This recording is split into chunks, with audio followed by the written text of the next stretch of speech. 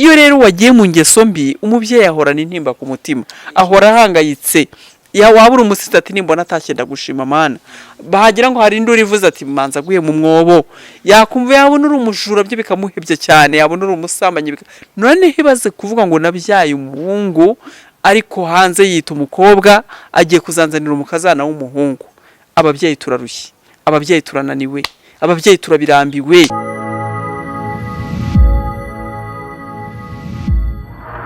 Turabasuhuje inshuti bakunzi batuzubake TV, twongeye kubifuriza amahoro n'imigisha ituruka ku Uwiteka Imana yacu. Nizere ko mumeze neza mu bice bitandukanye aho muherereye hose. Yesu nashimwe, Imana ishimwe cyane. Turi kumwe rero na Claude, umukozi w'Imana Claude. Nukuri murabizi ko bamaze iminsi babatijwe. Yakoze ikiganiro rimwe n'umunyamakuru cyangwa se umukameraman wa Tuzubake TV mu minsi yashize, batubwira uburyo babatijwe, uburyo byagenze. Nukuri Yesu aguha umugisha Claude. Amen. Tusange. Famille imeze neza? Turashima Imana. Mama Jamila ameze neza? Araho nta kibazo rwose. Turakomeye mu Gakiza bimeze bite? Mu Gakiza n'umunyenga. Meze neza, twese biraryoshye. Nabwiye abatari bajya mu Gakiza ngo bazi barebe ibiri mu Gakiza, ni mbese ni ibanga rihambaye.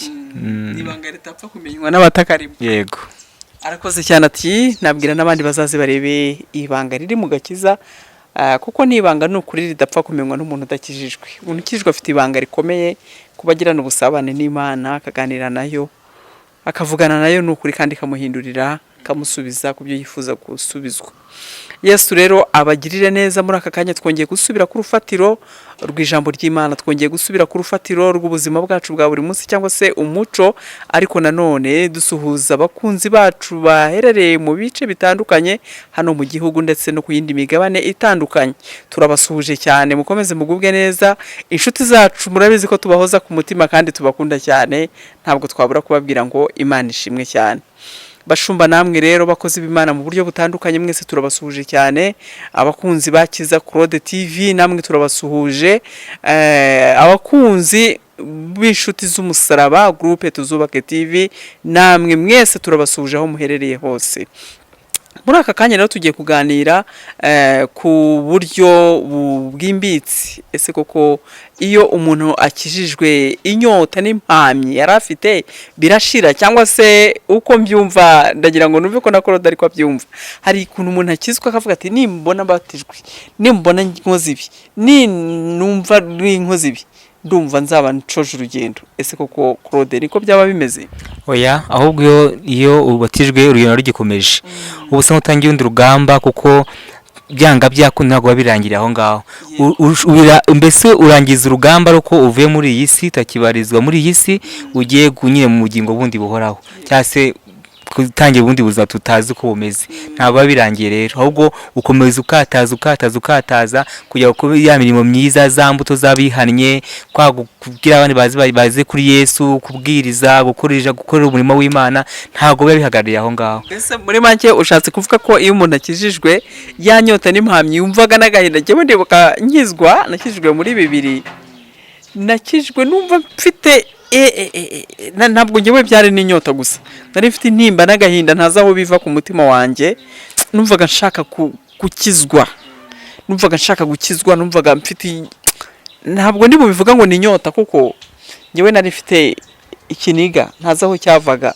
Nari mfite agahinda mu mutima wanjye, nkumva ndaremerewe, nkumva ndarushye. Mu by'ukuri sinari indaya cyangwa se umusambanyi, sinari umusinzi, ntabwo ibyo bintu njyewe nabyigeze mu buzima bwanjye.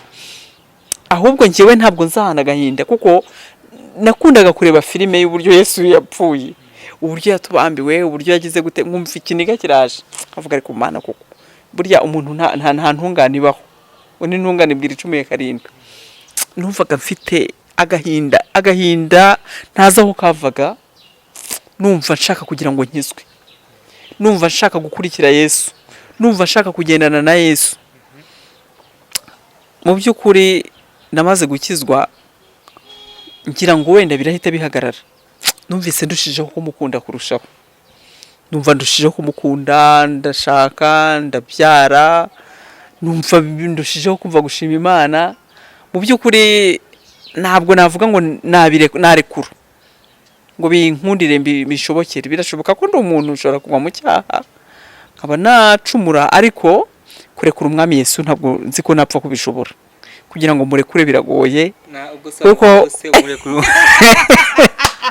kumurekura n'umurekura uzaba watakaye uzafata ndi shangazi nabona kwifuza ngo kumurekura cyangwa ngo ngureke uwo mwami Yesu ntibikabe kumurekura, kuko umurekuye nta wundi muntu wafata ngo nawe akurekuye wagwa. Rero ntabwo nanjye nakwifuza ko ntabwo yaturekura ntitwamurekura, tumuriho akaramata.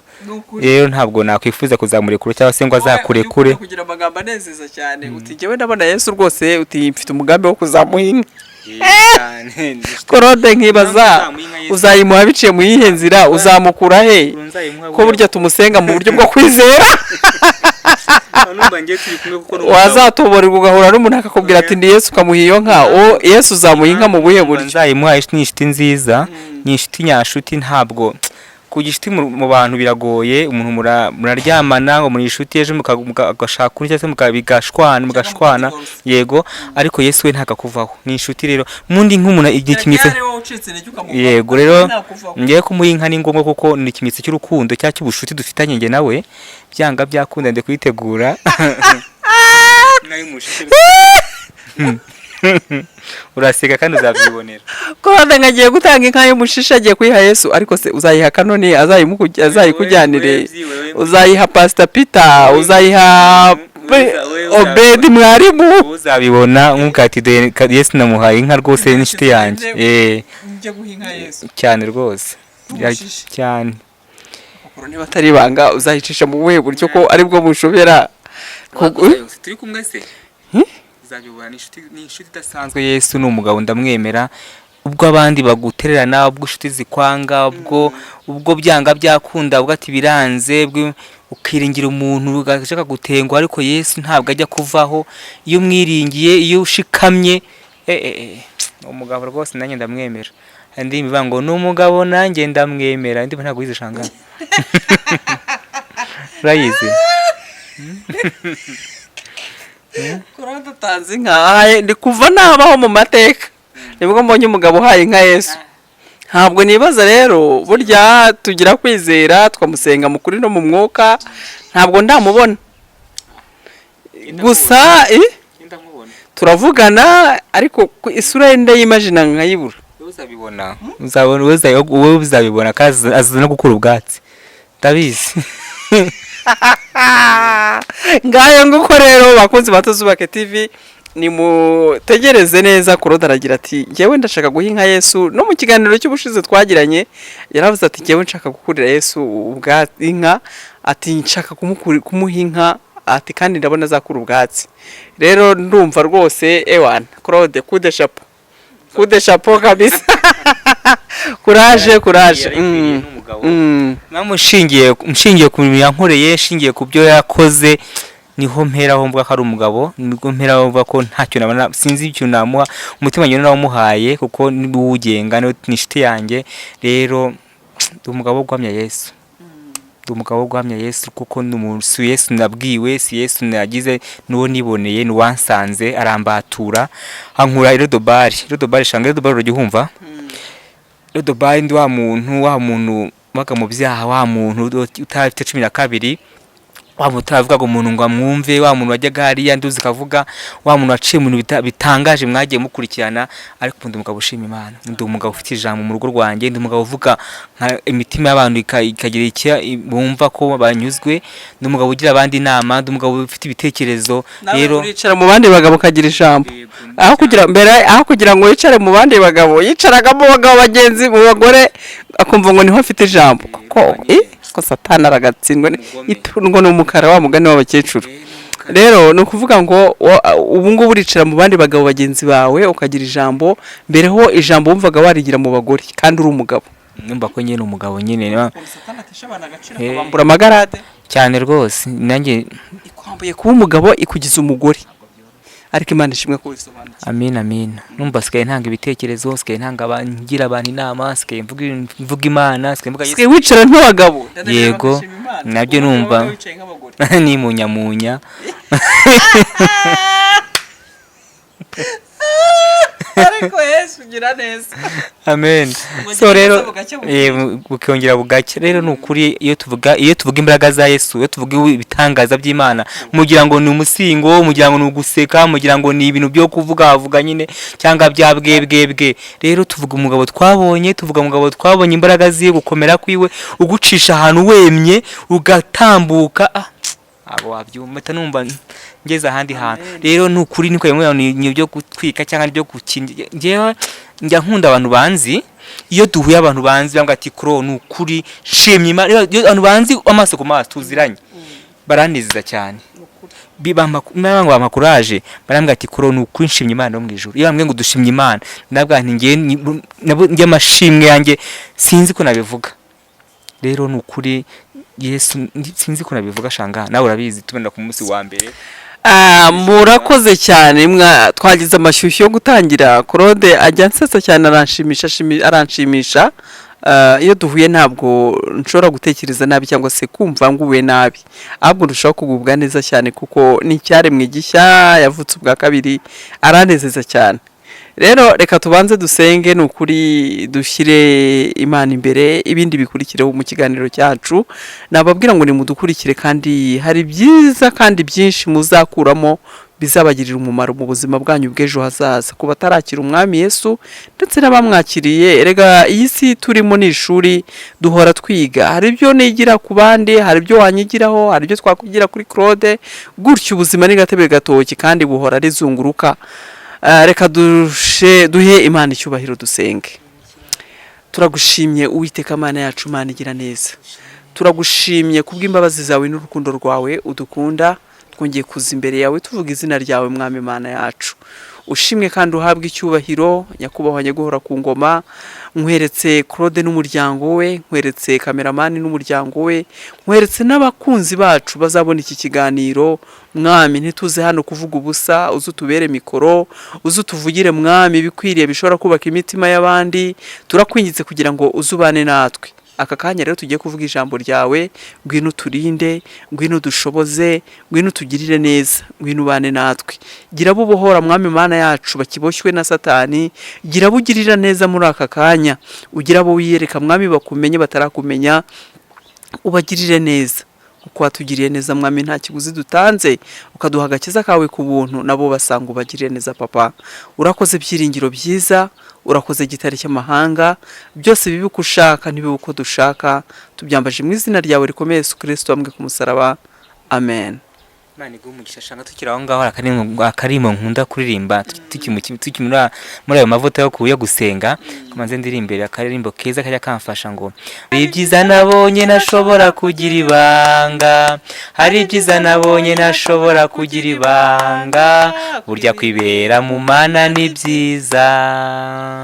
Mu Mana narahageze menya kuririmba, mu Mana narahageze ndanezererwa, mu Mana narahageze ngera kwizera, burya kwibera mu Mana ni byiza. Hari ibyiza nabonye nashobora kugira ibanga, hari ibyiza nabonye nashobora kugira ibanga, hari ibyiza nabonye nashobora kugira ibanga, burya kwibera mu Mana ni byiza.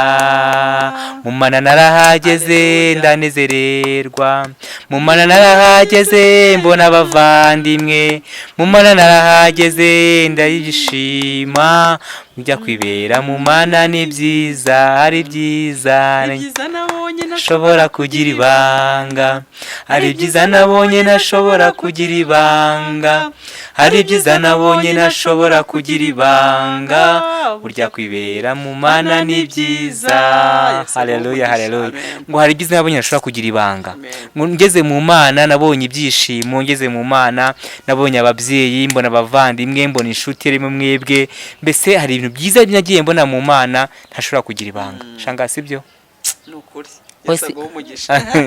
Sari wabigira ibanga. Rega buriya Imana ni igitangaza, Imana n'umukozi w'umuhanga. Yahuje abantu batari kumenyana. Kuro ntabwo ibaze kuba nari hano muri Kigali cyangwa se nari burasirazuba ukaba wari mu majyepfo. ni ukuri Undi cyangwa akaba hari n'abandi bari muri Amerika, abandi bakaba bari muri Amerika, mu Bwongereza. wabonye abantu dufite bakijwe bari muri Kenya, wabonye abantu bari ku Cyane migabane rwose. itandukanye bakijijwe. Ni ukuri Imana irangije iraduhuza, itugira umwe, itugira umuryango umwe. Ni ukuri kugira ngo tuyisenge turashima tugirane Yesu. ukuri no mu mwuka. Ni ukuri turashima Yesu Kristo watubambiwe ku musaraba, Amen. akabambwa tukabambwa. Turashima Imana yatugize umwe, nyamara ku bwacu ntitwari kumenyana. Urayize ndirimbo? Haleluya. Niyo ndimo niza ngo turashima. Ababyeyi bose yatugize umwe, Nyamara ku bwacu ntitwari kumenyana. Turashima Imana yatugize umwe, nyamara ku bwacu ntitwari kumenyana. nyamara ku bwacu ntitwari kumenyana. Nyamara ku bwacu ntitwari kumenyana. Nyamara ku bwacu ntitwari kumenyana. Ni Imana yatugize umwe rero. Imana yatugize umwe. Twari kumenyana. Erega ntabwo Imana yo yari ifite uburyo ishobora kuvuga ngo hari ubwoko ubu n'ubu, ngo hari ubwo oya. Twese turemwe mu ishusho y'Imana. Turi bamwe. Kandi ni ukuri muzisuzume, nta muntu ufite amatwi areba inyuma ngo agire umuntu ureba inyuma. Twese ibice byacu by'umubiri birahuje. Ibice byacu by'umubiri birahuje. Nta muntu utazi imbaraga z'Imana. Birashoboka ko ari wakwirengagiza akavuga ati ngewe imbaraga z'Imana ndazizi, nta mpamvu yo kumbwiriza. Gushobora ko Imana ndakuzi, nta mpamvu yo kumbwiriza. Impamvu nkora ibyaha mbikora mbizi kandi mbishaka, nta mpamvu yo kumbwiriza. Nyaboneka nakubwira ngo garuka ku Mwami Yesu, garuka umunambeho, garuka ugendane nawe, garuka umwihambireho, umugumeho. Ntabwo ajya dutererana. Twaba turi mu byago, twaba turi mu bibazo, twaba turi mu byaha. Erega Kristo yaje kubera abanyabyaha, kugira ngo nyine ngo gutarura intama zari zarazimiye. Intama nicyo cyamuzanye. Rero nakubwira ngo ushobora kuvuga uti njyewe ndi umutinganyi kabombo, nta nubwo nshobora gukizwa ngo Yesu anyemere. Cyangwa ndi umusambanyi. Njye ndi umusambanyi kabombo, ntabwo nshobora gukizwa ngo bikunde.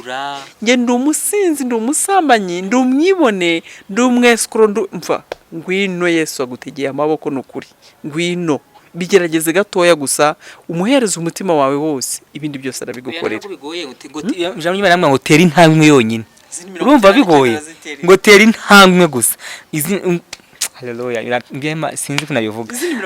Ibaze intambwe gutera gusa kuvuga ngo ndamwemeye.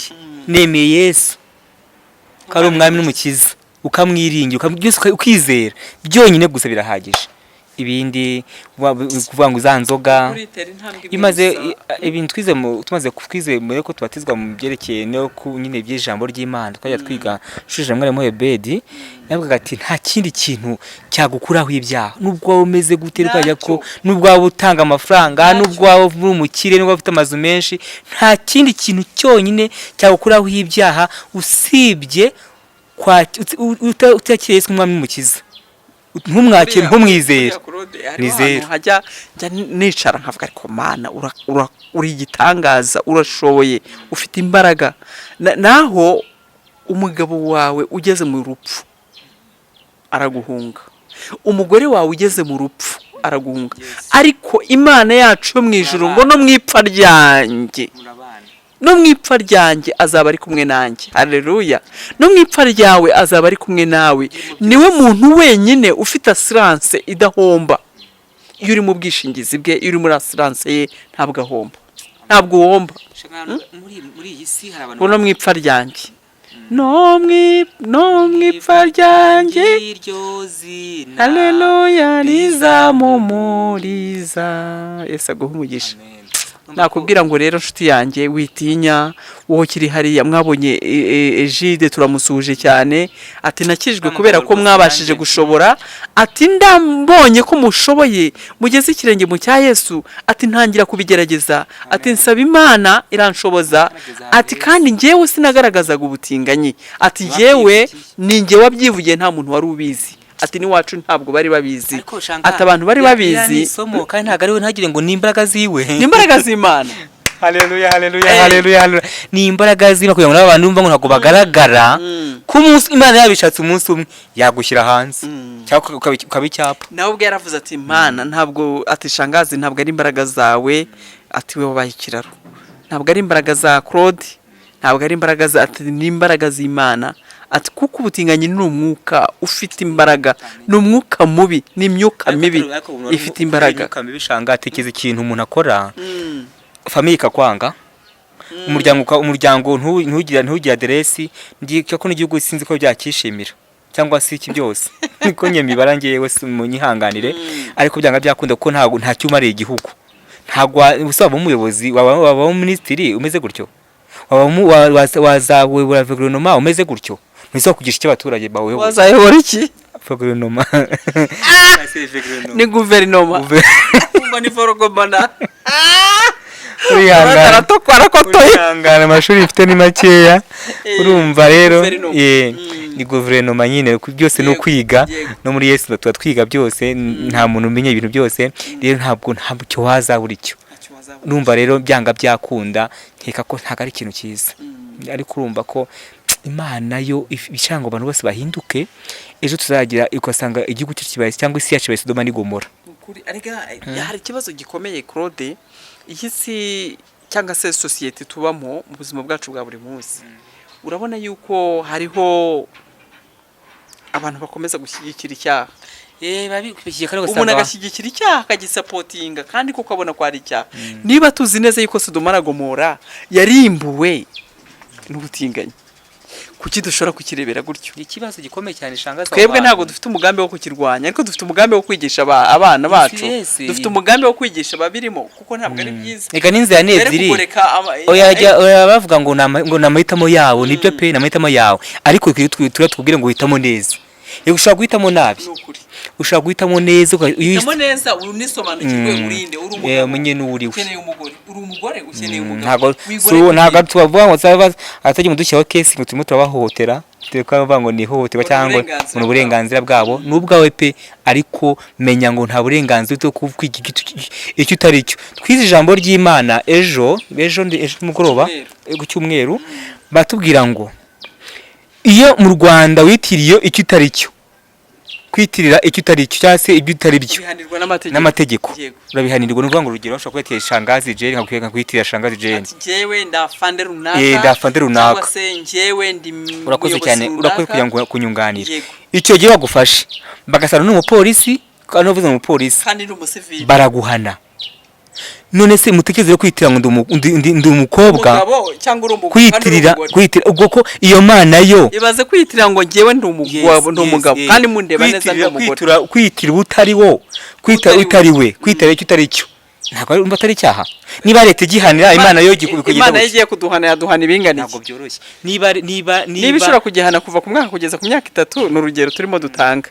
Noneho twebwe ku Mana, niba wiyise kuri umukobwa kandi uri umuhungu, ukita kuri umugore kandi uri umugabo, Imana yo iramutse umunsi zaza gucira imanza abazima n'abazutse, koko uzahanwa ibinganiye. Wise wiyitiriye ibyo utari cyo. Tumaze kuryigaho nahise mfata Imana we, kuko Imana igivuga kuko ikavugira mu bintu byahumetswe n'Imana, kuko nibyo koko nijabo twasomye kandi ntaryibuka neza, nabyo bikibwiza twizeho bijyanye rwose. Kwitira ibyo utari cyo, ko byanga byakunda, kwitira umukristo kwitira uyu n'utari uyu nguyu, ko byanga byakunda bihanwa n'amategeko. None Imana yo umva ko izaduhana bingana gute? Ni ikibazo gikomeye cyane. Rero numva mu bigane mugiye ngo ni ibintu ngo byo ngo nibi haba dukurikira ngo reka ingukina gutya ngo nibi oya, ntabwo ari imikino, mve mu mikino aho ngaho dukorera Imana tutajenjetse, kuko byanga byakunda iyi mirimo dukora izaduherekeza. None se ubwo n'ugenda si mundi ikintu ndende nibaza, buriya umuntu apfuye yarigize umukobwa yambaye amakanzu cyangwa se yishyize amabere, yishyize amataye, iyo bagiye kumushyinga cyangwa yapfuye bavuga ngo nikana ko bavuga ko ndi wapfuye. Buriya twapfushije umwana w'umukobwa kandi bazi ko ari umuhungu. Ni ikibazo gikomeye cyane, kandi ngira ababyeyi bafite abana bameze gutyo bajya bihangana. Hari ikindi kibazo gihari, niba koko hari umuntu ushobora kugoreka amateka, umuntu ushobora kugoreka amateka, ugoretse amateka igihugu wabayemo, n'urugero ugoretse amateka yuriwe uyu munsi, uri muri hinduranya, ibyo bintu nabyo bikeneye kuzagira ngo tuganira n'ikindi kibazo nibaza. Niba uri umupolisi ucunga umutekano, ukaba uri ku muhanda hagatambuka umuntu wambaye ikanzu kandi ndi umugabo yambaye ikanzu, yambaye imisatsi purante, yambaye amabere, yambaye isutiye, yenda n'urugero akoze amashyano nyuma hariya ari kugenda mu muhanda, uri gucunga umutekano, bakaza ngo dukurikiye umuntu n'uyu wakoze ikosa n'iri, kandi ubwo ni umugabo, dukurikiye umudamu uca wambaye ikanzu y'umutuku. Icyo gihe byanga byakunda n'umutekano w'igihugu ntabwo umuntu awucunga neza ko bisesuye, kuko bari aho bacanye ku maso babazi burya se niba burya bagukubita se uko batari bazi ko uri umugabo. Kurya munsi w'abagore byibuke neza. Kiba kimbajije ngo nk'ubu ngubu ninjya mu bagore sindi umugore. Abapolisi bambajije, umupolisi yatangiye ngo ubundi nk'ubu nkawe bagiye kugufunga, urajya bagushyira mu bagore bambaye amajipo n'amakanzu n'amapurante cyangwa bagushyira mu bagabo. Muri icyo mvuga umupolisi wundi unugishyira mu bagore ngo kirabarongwa ngo ntasi igitsina cy'abagabo ngo kuko ari byo koko ngo ahangumva kandi n'utubishyira mu bagabo nabo ngo baramurongora ngo umuntu ngo ajya heye cyakoza ngo ibintu nabyo bigiye gucanga ibintu biracanganye, ukumva ko byanga byako turi umuzigo, turi ugasanga nabyo n'abayobora nabo ugasanga byo ni ikibazo. So rero ugasanga uba ari abantu bangamira. Claude rero agira imbabazi abayobora kandi koko nibyo, hariho inzego ubangamira nko kubona umuntu aje mu mudugudu akaza agatura ahangaha akavuga ati ngewe nyamara burya ndi umugore, tukabona ko yambara amakanzu tugasanga afite ubwanwa rwose bugeririye. Burya rega uko byamera kose hari ibimenyetso bigaragaza umuntu uwo ari we, ariko burya biratinda bikamenyekana nkuko namwe byatinze bikamenyekana. Ukogosha ubwo bwanwa, ugasiga izo nzara, ukishyamba amaherena, buri kintu cyose nyine ukuri kuragaragara. So rero ntabwo ari byo ngewe nk'umuntu wamenye Imana, nk'umuntu wabonye ko abantu bimakiyaga, Imana yangiriye neza, abantu bisigaga mukagenda mukajya mu muhanda mwambaye utubikina, mwambaye utukabutura, utujipo, uduki twose gutyo mwigize abakobwa.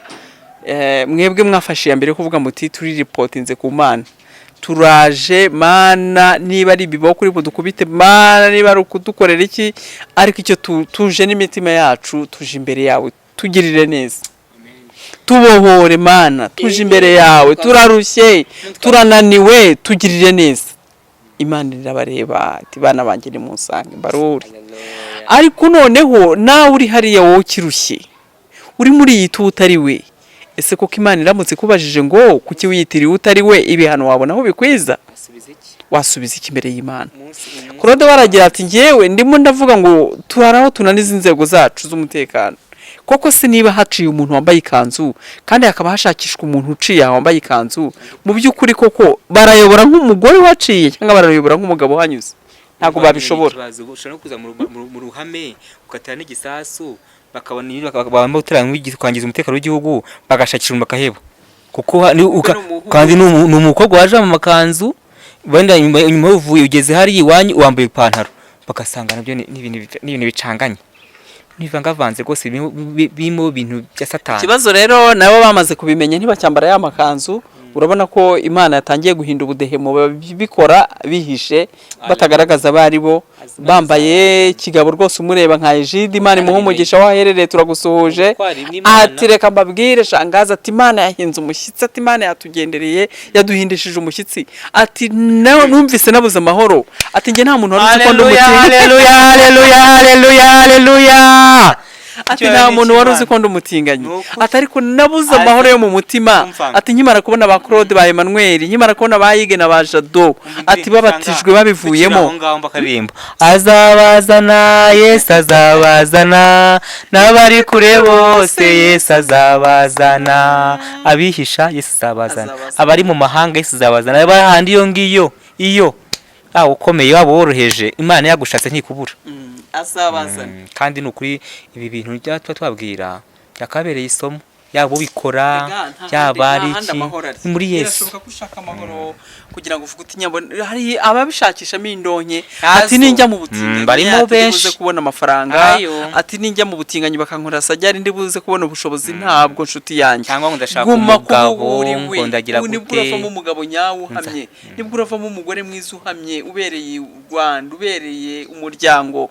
Iyemeze were kubikivume, were kubigicibwa mu muryango, were kuvuga ngo witwaze ngo niko wavutse umeze. Oya, ntabwo Imana ari injiji iyo yibeye, ntabwo yibeshye ngo ikureme uri umugore kandi izi neza ko umugabo. Indirimbo imwe nanjye wa mugani wa Claude ni ukunda kubwiriza mu ndirimbo amahoro meza, amahoro meza atangwa na Yesu.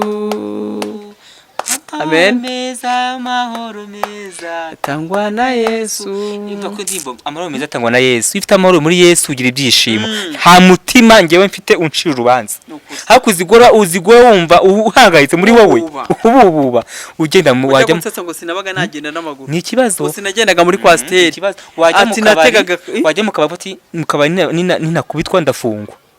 Nintagira gute ibindi n'abantu bakubana n'umuntu waza ugasanga umuntu w'ugaseka tukatokane k'imyaka 13 kagushonze kakwiyenjejeho kuko ni ukuvuga ngo bavuga ati nimvuga arandiha ningira ngo ndagiye gutera kura plante ziravamo mu muhanda ndaseba ndagira gute hari ibintu wambaye ikigofero bagira ngo urumukobwa hari ibintu rwose ngiye mbona nkavuga ati satani n'umugome nuko ari umuneshi nuko ari umurwanyi ntabwo ari umuneshi.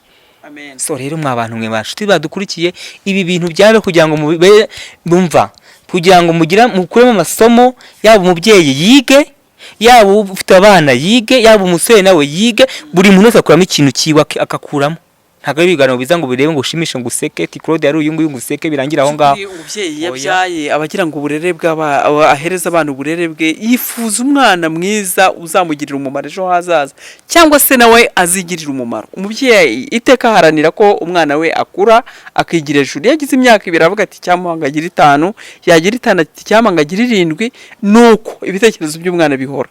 Iyo rero wagiye mu ngeso mbi umubyeyi ahorana intimba ku mutima ahora ahangayitse ya wabura umusita ati nimbona atakenda gushima mana bahagira ngo hari induri ivuze ati manza guye mu mwobo yakumva yabona uri umujura byo bikamuhebye cyane yabona uri umusambanyi none hibaze kuvuga ngo nabyaye umuhungu ariko hanze yita umukobwa agiye kuzanzanira umukazana w'umuhungu.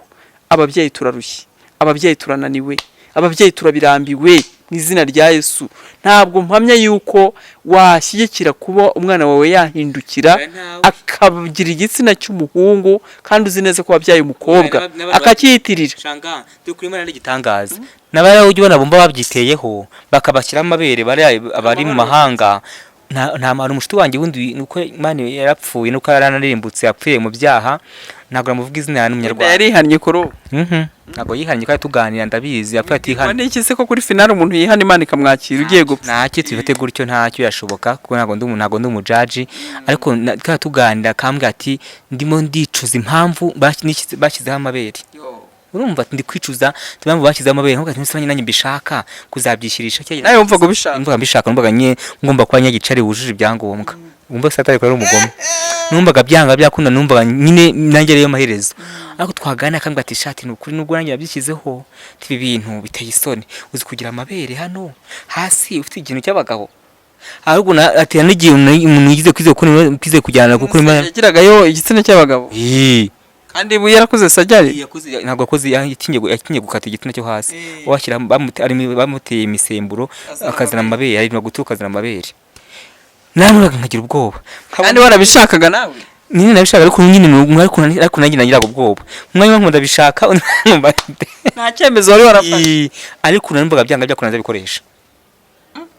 Urumva rero wumve ngo byanga byakunda yaje kugenda bite kugira ngo aze gupfa yaje gupfa arwaye kanseri yo mu mabere hamwe bakase bari barateye inyama z'amabere bateye ari ibintu bayanishinje bamuteye niba ari ibiki gusa afite amabere agagaye gose mbere nyamabere y'abakobwa rwose yaguye hehe yapfuye ari Nyamirambo twagiye kumushyingura ariko birababaje ngo uri umugabo rero nyine ukishyiraho amabere ukishyiraho igitsina n'abantu bashaka kubikoresha rwose nabagiye inama bakizwe babireke kuko ushaka kugenda ukabikora ukarwara kanseri hari iminsi 2 ukahita upfa ugasanga n'ibindi kuko nta mahoro y'umunyabyaha.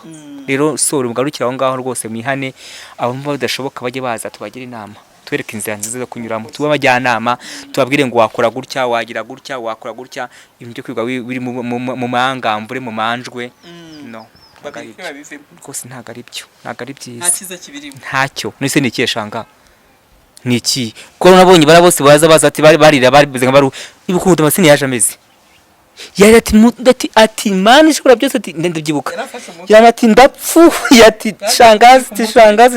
shangazi ntabara. Urumva ni ibintu yaraga amajoro ari ku matelefone ku manuze mono wayini bari mu busambanyi bwa online, ari kwirirwa bwejagura ku matelefone, ari mu muhanda gutukana, twabaye nk'intuze, amaterime yose ibyarutse byose twayaduraga.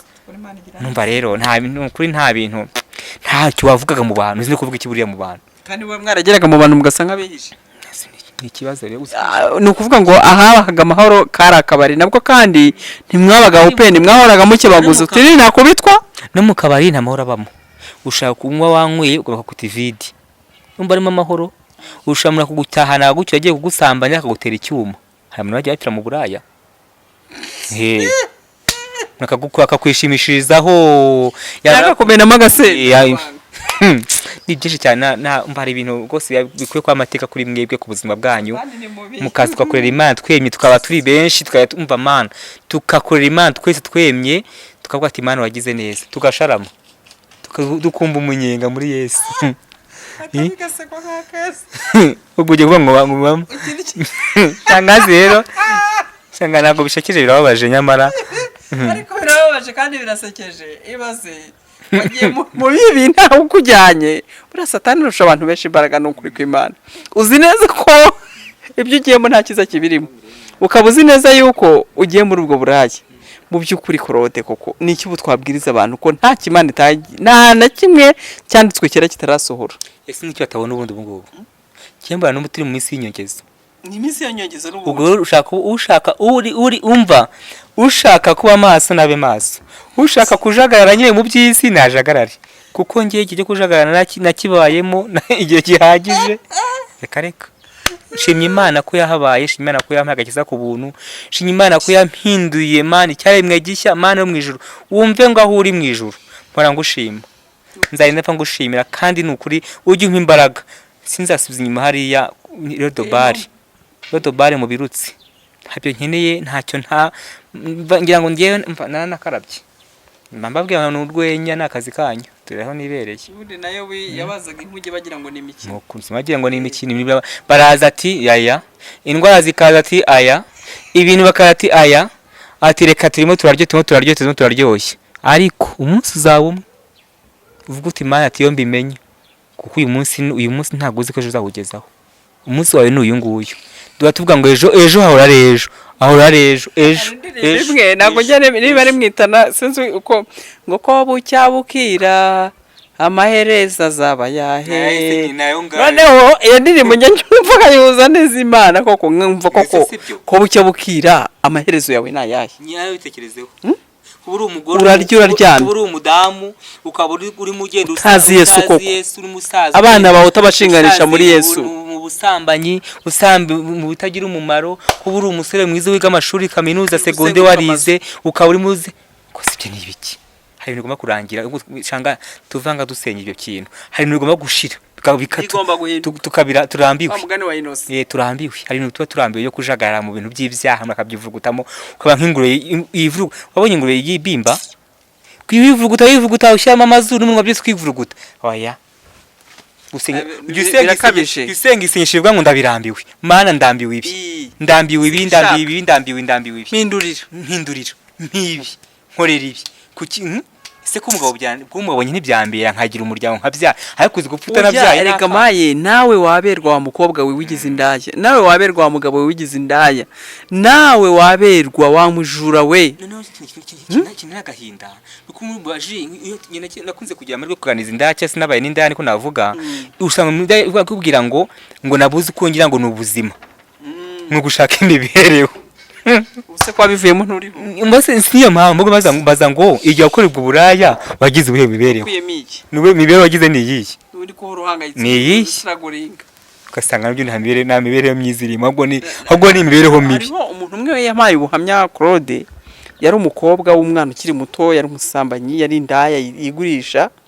Noneho rimwe umugabo rwose ngo mu boss aragenda mukuru ahantu ku muhanda hano mu Giporoso.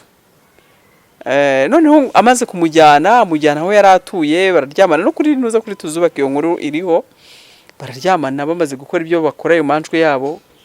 Nuko umukobwa ati nyishyura ngende ndabona bwenda guke, undi yikoza mu cyumba azana inkota ya kabutindi ityaye iburyo n'ibumoso, ati ngewe abakuru banegetse ko uwo maze kuryamana nawe ngomba kumutera icyuma nkamwica. ukarira araboroga ati mana wambabariye wakabyara wenda kwinjiza maze reka nigende wenda amafaranga ntiwirwe uyama ntabwo nzabona ikibazo yararize aranayandonga uwo nguwo nubabashije kuvuga umva story agira ngo umugabo nibura cya cyuma giye kukibika birarangiye ngo yikozamo noneho azana na pistoli nambara ari kirangira babohoza igihugu n'uva ari muri 98 byaraho nuko ubwo abaragarutse noneho abazanye imbunda aramubwira ati ntabwo uva hano hitamo nkumene umutwe cyangwa nk'ubusatura gatuza watanze ntabwo amafaranga nyagusabye babarira mfungurira nigendere gushimisha utangiye ari iki yamukubise umugere arafunguye ngamukubita umugere aramutumuka aravuga ati mbona ivumbi simbona umuntu nukuri nuko inshuti zanjye mu by'ukuri iyo ashaka iyo mwica ari kujugunya muri toilette ntaboneke undi nawe yagize atya aragenda aryamana n'umugabo mu gihugu cy'abaturanyi Uganda nawe n'ubuhamya yambaye ataranyura ati tuva Kampala mu mujyi ati tugera hafi ya Mbarara twaraye tugenda ati tugezeyo ati tugera muri salon nziza cyane ahantu heza cyane ati harimo materiel zose ati twinjiye mu nzu ubwo ni umukobwa ati anjugunya mu cyumba kiri mu ruyoka ati rwasaga nk'urwananiwe nk'urwariye umuntu n'ubundi ati ntabwo rwashiguka gatero kaza rwajya kujya kumfata ati nkaba ndasimbutse nkavuze induru ndahondagura ibirahure ndahondagura amadirishya nuko ngo abaturanyi baraza bati yemwe ibyo nibiki barahurura baraza bahageze ngo baramubaza batese byagenze bite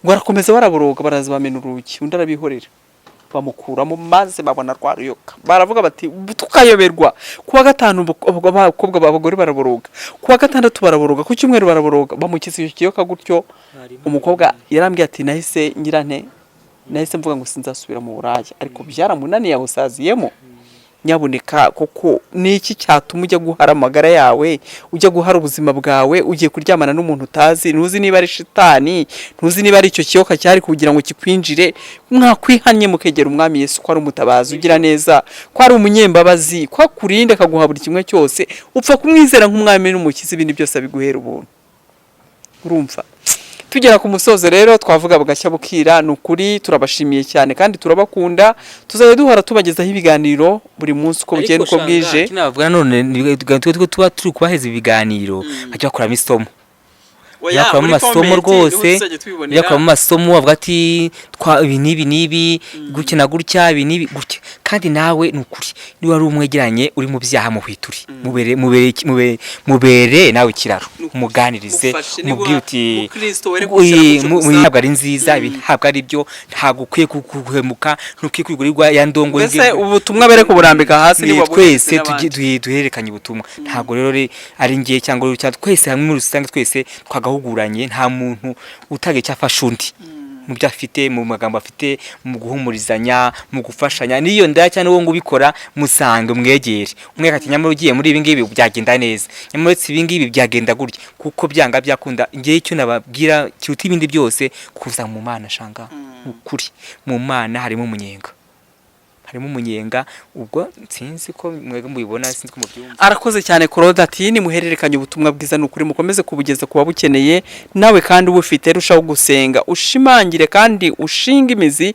n'ukuri uhamagara iyo mu ijuru usenga Imana kugira ngo igire ibyo ikuraho ugire ibyo ukura mu usenga Imana ugire ibyo ukura mu muryango wawe mu bana bawe ubakureho iyo myuka mibi y'ubusambanyi bakureho imyuka mibi y'ubujura imyuka mibi y'akarande imyuka mibi y'ubutinganyi imyuka mibi y'ubusinzi iyo myuka yose muyamagane n'ukuri Imana yacu ntacyo idashoboye n'ukuri ntacyo Yesu Kristo adashoboye yaje kugira ngo ducungurwe yarabambwe turabamburwa rero reka dusenga Imana kugira ngo dukomeze duhana imbaraga mu kurwanya iyo myuka mibi ishobora kuburizamo imiryango yacu ikazima ndetse n'igihugu cyacu muri rusange kuko urubyiruko nizo mbaraga z'igihugu ababyeyi ni ba mutima w'urugo abagabo nabo niyo myugariro reka dusenga Imana kugira ngo ibane natwe turagushimye Uwiteka Mana yacu, Mana igira neza. gira neza Databuja wera, twongeye kuza imbere yawe tuvuga izina Urashoboye. ryawe, tuzi ko ari we muganga w'umuhanga, tuzi ko ari wowe ubasha aho tutabasha gushobora.